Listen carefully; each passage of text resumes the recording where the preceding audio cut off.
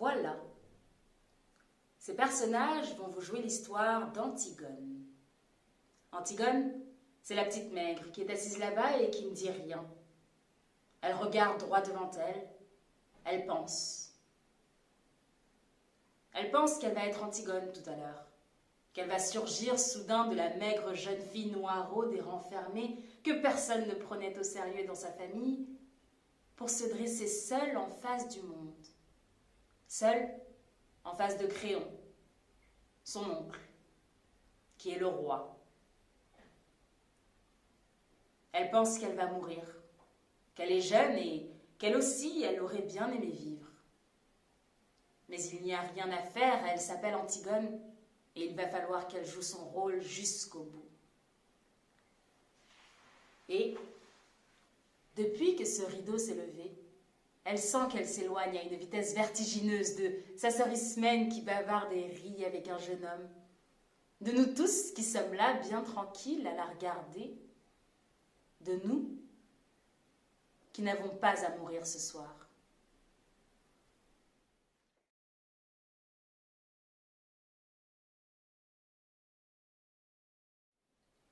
Antigone, pour moi, c'est le refus d'un ordre injuste. Un ordre qui est à certains égards bien pratique, qui permet de maintenir la paix sociale, qui permet d'assurer la sécurité des citoyens. C'est un ordre qui apparaît aussi comme indispensable et immuable. Et tout ça, c'est d'ailleurs les arguments de Créon, le roi, qui donne cet ordre terrible et qui essaye de se persuader lui-même qu'il agit pour le plus grand bien. Je trouve qu'un siècle après que cette pièce a été réécrite par Jean Anouilh, c'est un sujet qui a encore beaucoup d'actualité. Antigone, pour moi, c'est aussi une soif de liberté, à tout prix. Il y a ce passage où elle dit « Moi, je veux tout, tout de suite, et que ça soit entier, ou alors je refuse ». Et il me semble qu'on est dans une société où on s'habitue en fait à se contenter. On est dans une espèce de culture de l'acceptation de l'insatisfaction. Et moi, je trouve ça très beau, cette jeune fille toute frêle qui décide que non, elle ne va pas accepter cette fadeur, qu'elle refuse la médiocrité et qu'elle va crier sa soif de vivre à s'en brûler les ailes. Et en effet, elle s'en brûle les ailes. Mais alors, est-ce que ça veut dire que c'est ça, le prix à payer pour la liberté ? À mon sens, faire le choix d'un casting entièrement noir, ça vient directement illustrer le message que la metteuse en scène a voulu transmettre à son public, à savoir celui des violences racistes que subit la population noire en France. C'est des violences qui vont des micro-agressions quotidiennes à la misogynie noire qui s'adresse spécifiquement aux femmes noires, en passant bien sûr par les violences policières qui sont plus d'actualité aujourd'hui que jamais. Et il me paraissait vraiment important que les personnes qui portent ce message soient directement concernées par la thématique. De manière plus générale, à côté de ça, faire le choix d'actrices et d'acteurs noirs, c'est une manière puissante de redéfinir ce que l'on considère comme l'universel. Les Noirs sont des êtres humains à qui la dimension humaine et donc universelle est niée. Ici, on reprend cette place-là. On est des êtres humains qui incarnent des personnages humains. Et on est noirs. Et on représente cette universalité. Et puis, ce casting-là, c'est aussi beaucoup de beauté. Moi, tous les jours, en allant en répétition, j'admire l'esthétique qui se dégage de cette troupe.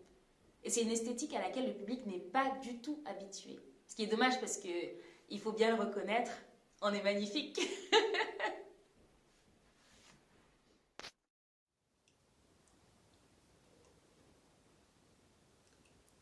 Comprendre. Vous n'avez que ce mot-là dans la bouche, tous, depuis que je suis toute petite. Il fallait comprendre qu'on ne doit pas toucher à l'eau, à la belle et fuyante au froid parce que cela mouille les dalles, à la terre parce que cela tache les robes.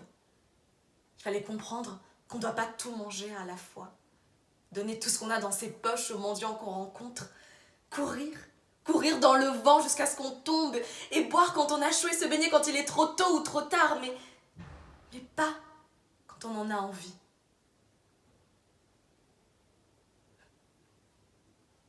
Comprendre. Toujours comprendre. Moi, je ne veux pas comprendre. Je comprendrai quand je serai vieille. Si je deviens vieille.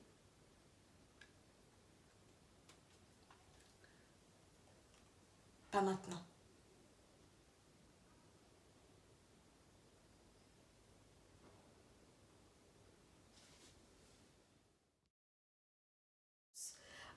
Non seulement une évidence par rapport au pouvoir que détient le texte, qui est très symbolique, qui est énormément ancré dans l'imaginaire commun en France, mais aussi en fait pour la question politique, parce que c'est vrai qu'il y avait autour du projet juste la volonté en fait de mettre en scène une œuvre française avec un casting noir qui soit pas nécessairement politique, parce que c'est aussi drôle de juste voir plein de noirs et de pas se dire qu'ils sont là parce qu'ils sont noirs.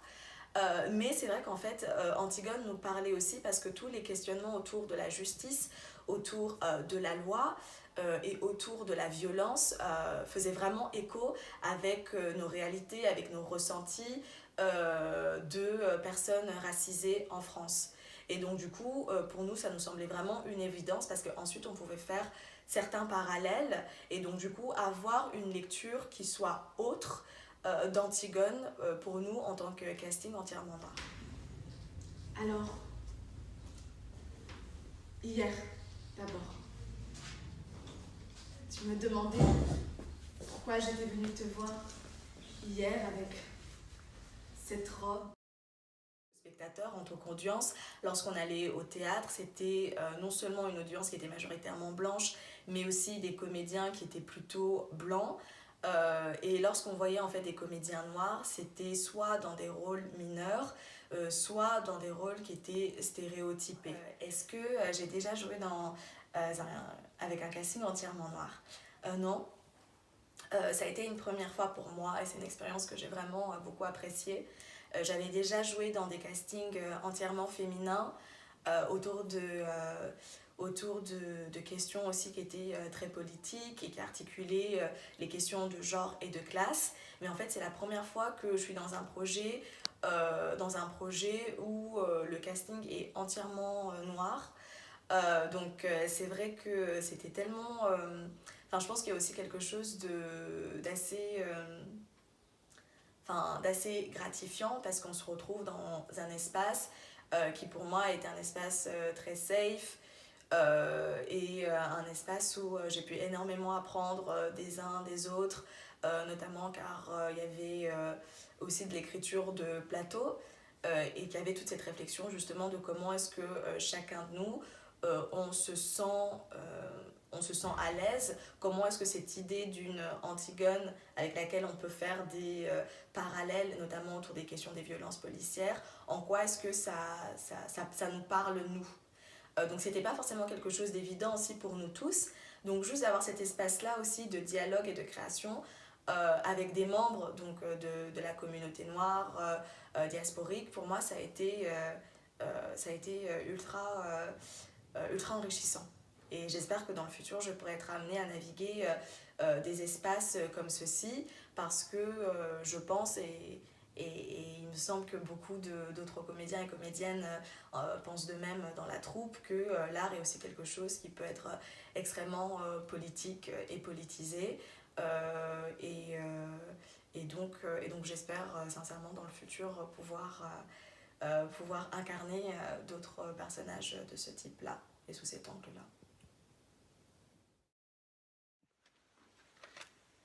Bonjour, je m'appelle Clément Amadoussal, je devais jouer le rôle d'Aimon dans la pièce Antigone mise en scène par Fatima Kadé Diaby. Alors, qu'est-ce que représente Antigone pour moi? Alors c'est à deux échelles. Antigone, elle représente pour moi déjà, je pense qu'elle résonne beaucoup avec toutes les luttes aujourd'hui, notamment les luttes de classe. Je trouve qu'elle représente en fait quand même cette femme qui dit non justement au pouvoir et à l'oppression et qui en fait justement va essayer de se battre. Elle se bat pendant toute la pièce contre Créon, qui est d'ailleurs justement un personnage aussi très intéressant je trouve parce que il a un peu ce paradoxe du pouvoir où en fait il fait des trucs qu'il veut pas vraiment vouloir faire mais que le pouvoir en fait en même temps le pousse à faire. Et bref, et donc du coup, je trouve que elle se bat toute la pièce contre Créon, contre ce pouvoir qui oppresse énormément de gens dans le royaume et qui ment. Et je trouve que c'est hyper, ça résonne énormément aujourd'hui avec nos luttes contemporaines. Et si on peut facilement transposer, il me semble, Créon avec le gouvernement et Antigone avec tout simplement une femme lambda qui serait militante en fait et qui en fait justement essaierait en fait de se battre contre un pouvoir qui en fait ment, qui tue. Et ça résonne énormément aujourd'hui, notamment avec les violences policières, je trouve. Donc Antigone, ça représente ça pour moi. Mais ça représente aussi individuellement, je trouve que en fait, pendant toute la pièce, elle dit qu'elle est laide, qu'elle est incomprise, etc.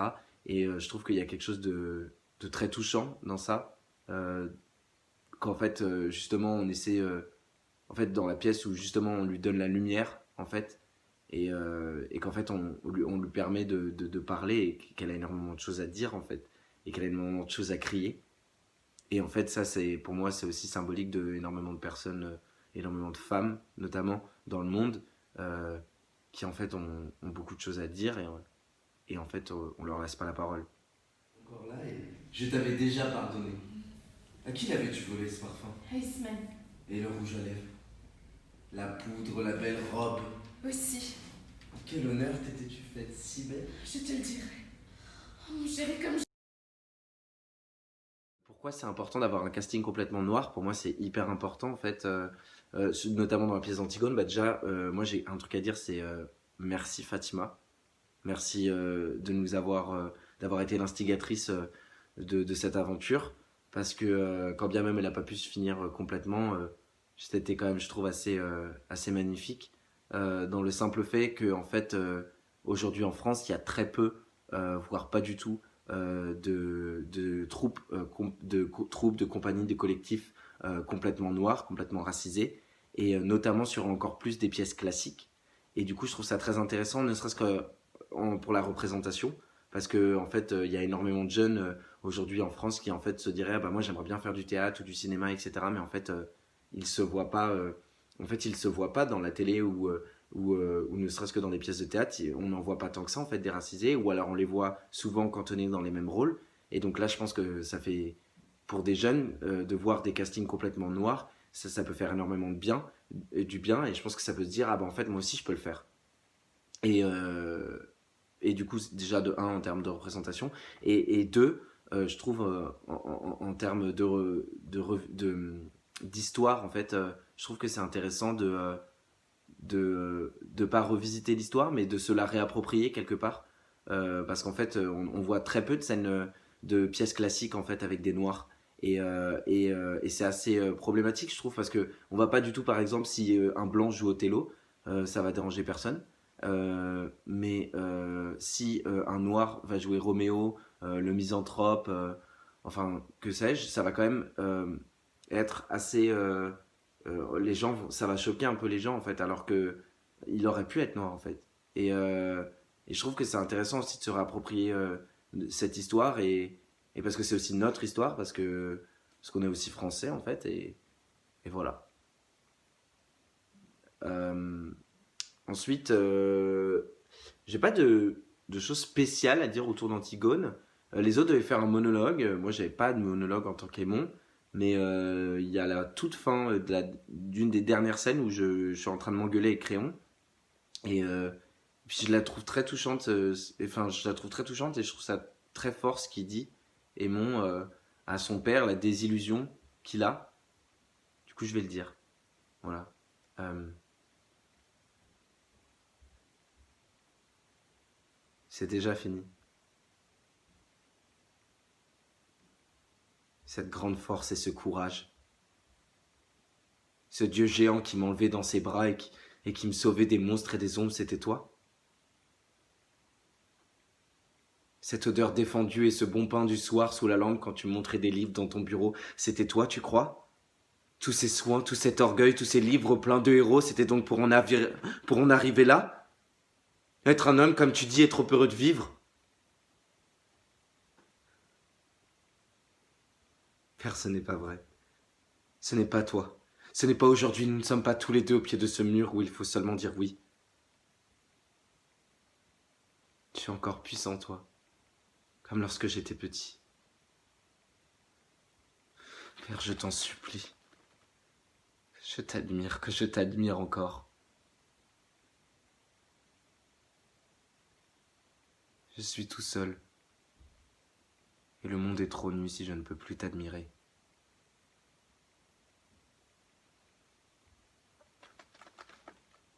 Merci.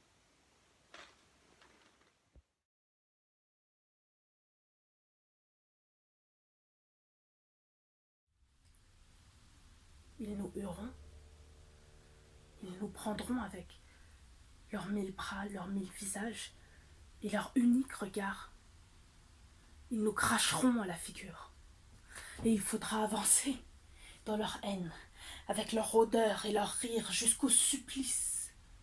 Et là, il y aura les gardes, avec leur tête d'imbéciles congestionnée sur leur col raide, leurs grosses mains lavées, leur regard de bœuf, qu'on sent, qu'on pourra toujours essayer de leur faire comprendre qu'ils font comme des nègres et qu'ils feront tout ce qu'on leur a dit scrupuleusement, sans savoir si c'est bien ou mal.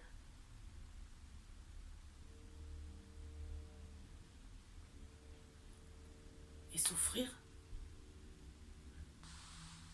Il faudra souffrir. Sentir que la douleur monte, qu'elle est arrivée à un point où on ne peut plus la supporter, qu'il faudrait qu'elle s'arrête, mais qu'elle continue pourtant et monte encore comme une voix aiguë.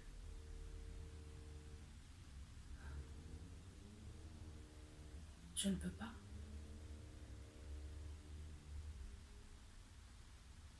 Je ne peux pas. La signification d'Antigone pour moi, je dirais que c'est une pièce qui met en avant la complexité de l'être humain. La complexité de la manière dont on peut penser, dont on peut défendre quelque chose, la complexité du sens de la justice, du sens de l'autorité. Et c'était super important pour moi de jouer dans une première pièce d'envergure qui mette aussi bien en avant la complexité de l'être humain et tout ce qu'on peut faire pour défendre quelque chose auquel on croit, parce que je pense que toutes les personnes qui ont joué dans cette pièce ont intrinsèquement l'envie de défendre quelque chose auquel nous croyons communément. Et donc aussi ça enchaîne sur la signification de jouer dans une pièce avec un casting entièrement afro-descendant. C'était quelque chose d'absolument nouveau pour moi, parce que je n'ai pas forcément baigné dans ma culture afro-descendante antillaise. Donc même si ça a été important dans ma vie, moi j'ai toujours vécu à Paris, j'ai toujours baigné dans la culture métropolitaine. Et même si je voyais ces combats de loin et que je sentais qu'il y avait quand même des causes à défendre et une injustice et des discriminations latentes ou non d'ailleurs, j'avais jamais effectivement eu la possibilité d'œuvrer, et je pense de pouvoir œuvrer de cette manière-là, avec ce qui me passionne, le théâtre, entourée de personnes tout aussi passionnées et tout aussi engagées, voire davantage, parce que j'ai fait face à des personnes qui étaient engagées depuis plusieurs années, qui savaient exactement pourquoi elles étaient là, ou pourquoi elles avaient mis en place cette pièce. Et je pense ce qui était véritablement important, je pense une petite anecdote, c'est que très très vite, lorsque Fatima m'a intégrée au casting, notre metteuse en scène, elle m'a dit tu sais, ici, nous on se protège. Au départ, je comprenais pas bien, et elle a dit On peut être des cibles faciles pour beaucoup, d'autant plus que pour ce que nous faisons tous ensemble ici, et de manière collective. On regroupe entre 10 et 15 personnes noires et métisses ensemble sur un projet artistique. Et donc, on a besoin de se serrer les coudes et et de se protéger les uns les autres. Et c'était particulièrement vrai. C'était particulièrement vrai et particulièrement beau, et c'est ce qui a fait, je pense, qu'on a été une troupe aussi belle en fait. On a été une magnifique troupe tous ensemble. Et je pense que c'est ça, ça a beaucoup joué. Et ce que j'aimerais ajouter, ce qui m'a particulièrement touchée durant cette pièce, c'est que je m'exclus, je regarde les autres comédiens principalement, tous étaient comme faits pour leur rôle. Ils avaient tous quelque chose d'extrêmement puissant et d'extrêmement juste dès le départ, sans même avoir joué, mais c'est pas non plus qu'une question de physique. Et ça, peu importe la couleur. Peu importe la couleur, Yoleni est une battante pour Antigone. Peu importe la couleur, Rachela, notre nounou, notre nourrice, est extrêmement protectrice et forte. Peu importe la couleur,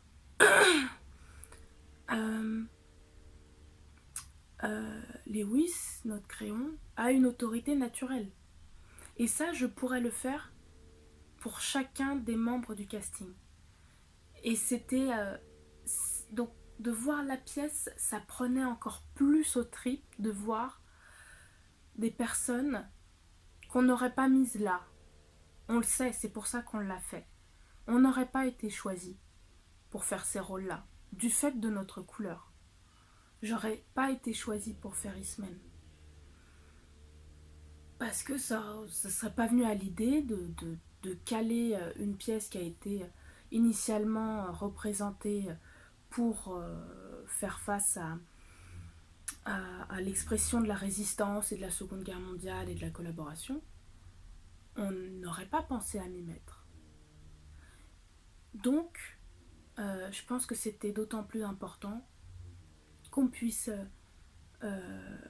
s'y retrouver tous ensemble. Et je remercie très très sincèrement et notre metteuse en scène Fatima et tous les comédiens avec qui j'ai pris un énorme plaisir à jouer. C'était, on dit parfois de manière très facile et simpliste, c'était comme une famille. Bah là j'ai eu cette impression là, donc merci encore à tous.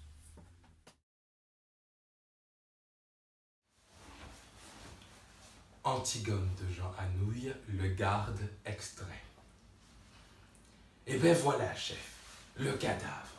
On a bien veillé pourtant, hein. On avait la relève de 2 heures, la plus dure. Vous savez ce que c'est. Ce moment, la nuit va finir, ce plomb entre les yeux, la nuque qui tire, et puis ces ombres qui bougent, et le brouillard du petit matin qui se lève. Ils ont bien choisi l'horreur, hein. On était là. On parlait, on battait de la spéle. On ne dormait pas, chef. À ça, je peux vous l'assurer qu'on ne dormait pas. D'ailleurs, avec le froid qu'il faisait. Puis tout d'un coup, moi, je regarde le cadavre. On était à 2 pas. Mais je regarde tout de même. Je suis comme ça, moi, chef. Hein. Je suis méticuleux. D'ailleurs, mes supérieurs, ils disent toujours, avec Jonas, c'est moi qui l'ai vu le premier, chef. Les autres vous le diront. C'est moi qui ai donné le premier l'alarme.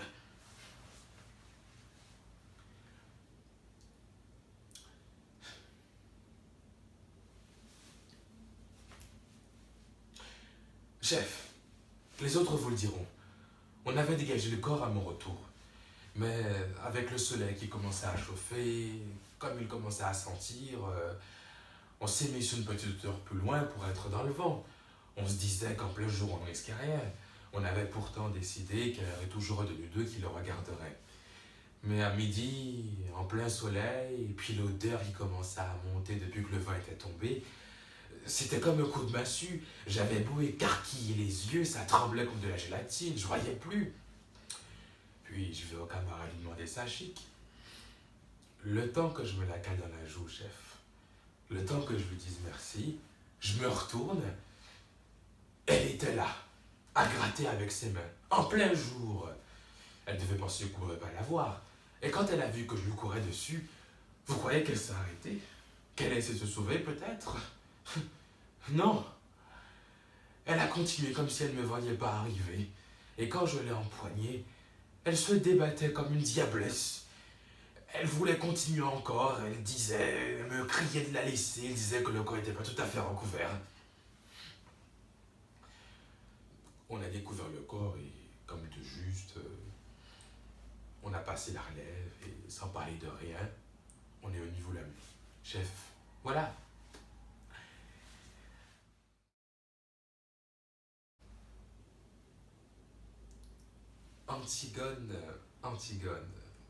Je pense que c'est un personnage qui représente pour moi une figure de femme libre, indépendante et qui se révolte face à l'injustice. Alors, qu'est-ce que l'injustice? Qu'est-ce que la justice?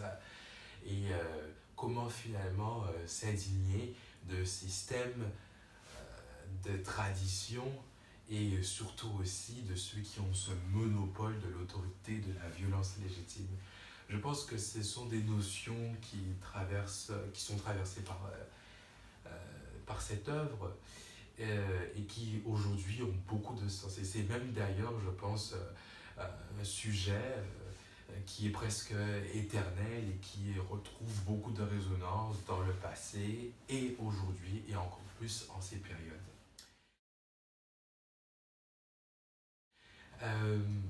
Me retrouver dans cette production si particulière de Antigone où il y avait un casting essentiellement noir était assez intéressant et hautement, je pense, symbolique et politique. C'est un peu une sorte de discours finalement plus intersectionnel autour des sujets qui sont évoqués par cette pièce. On parle de rapports de pouvoir, de rapports de classe, de rapports de force, de situation, finalement en fait d'oppositions constantes qui sont pas seulement liées à son origine sociale, mais aussi éventuellement peut-être à sa couleur de peau, à son origine, à sa position aussi dans l'organisation de la société. Et Antigone, je pense, est une œuvre qui est hautement moderne et même, je crois, nécessaire parce qu'il nous pousse à réfléchir à nos systèmes politiques, à l'organisation, au rôle de ce qu'on appelle la police, ou plutôt de la violence légitime, et puis aussi à l'indignation, à la révolte et à l'injustice.